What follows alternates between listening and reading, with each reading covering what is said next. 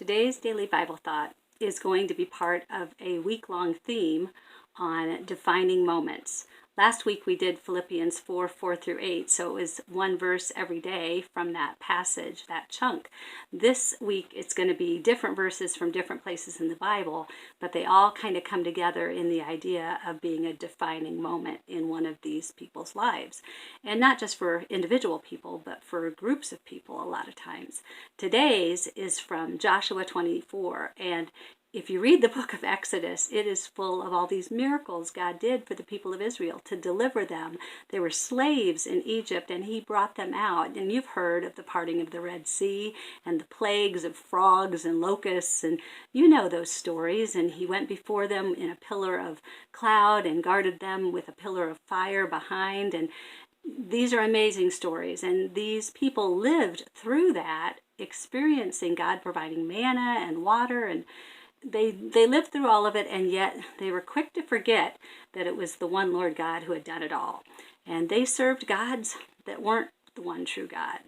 So Joshua gives this message from the Lord in Joshua 24. If you want to read the whole thing, I recommend it. But in 14 and 15, he brings it down to the main decision. And it reads, "So fear the Lord and serve him wholeheartedly. Put away forever the idols your ancestors worshipped when they lived beyond the Euphrates and in Egypt. Serve the Lord alone. But if you refuse to serve the Lord, then choose today whom you will serve. Would you prefer the gods your ancestors served beyond the Euphrates, or will it be the gods of the Amorites in whose land you now live?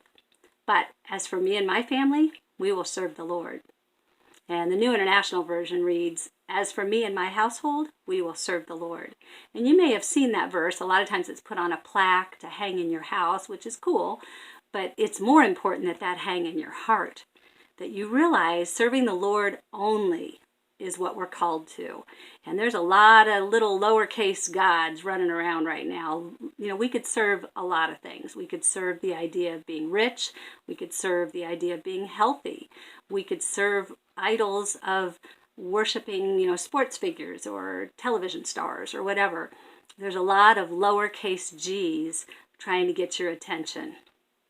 Please serve the Lord only, and recognize that he has brought you out of a lot of awful things, and he has provided so much, everything for us. So decide today whom you will serve, and think about these verses and the defining moment this was in Joshua's life, in his family's life, and in the life of all those in Israel.